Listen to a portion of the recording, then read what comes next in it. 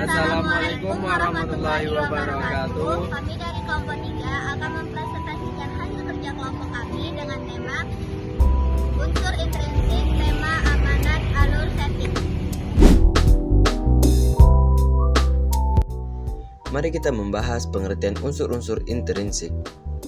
Unsur-unsur intrinsik adalah elemen-elemen atau unsur-unsur yang membahas sebuah karya sastra dari dalam.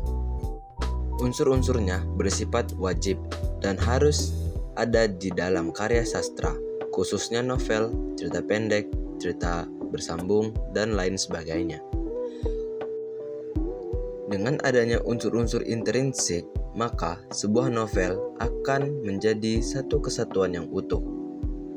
Tidak hanya novel saja, tetapi juga semua karya-karya sastra.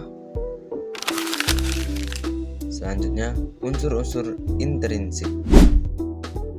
Tema adalah ide atau gagasan yang melatar belakangi sebuah cerita. Intinya, tema ini ialah pokok pikiran yang mendasari sebuah cerita.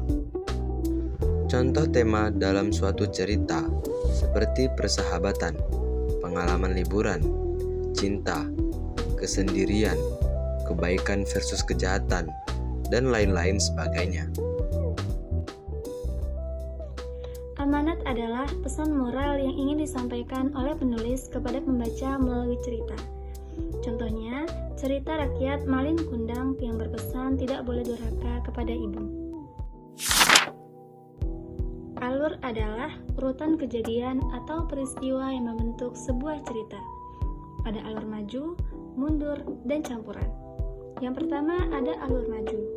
Alur maju adalah rangkaian peristiwa yang memiliki susunan urut, ada pengenalan, peristiwa, konflik, hingga penyelesaian. Alur mundur adalah cerita yang dimulai dari peristiwa terakhir.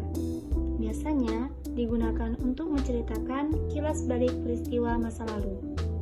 Kemudian ada alur campuran, adalah gabungan dari alur maju dan mundur. Biasanya disampaikan berurutan sekaligus menyisipkan cerita di masa lalu. Kemudian ada setting atau latar, yang artinya merupakan gambaran tempat, waktu, dan suasana dalam cerita. Latar tempat ini maksudnya untuk menjelaskan di mana kejadian atau peristiwa dalam cerita itu terjadi, seperti sekolah atau rumah. Latar waktu ini digunakan untuk menjelaskan waktu atau kapan kejadian atau peristiwa dalam cerita itu berlangsung. Sementara itu, latar suasana digunakan untuk menjelaskan gambaran suasana yang ada pada cerpen, bisa tegang, sedih, dan lainnya.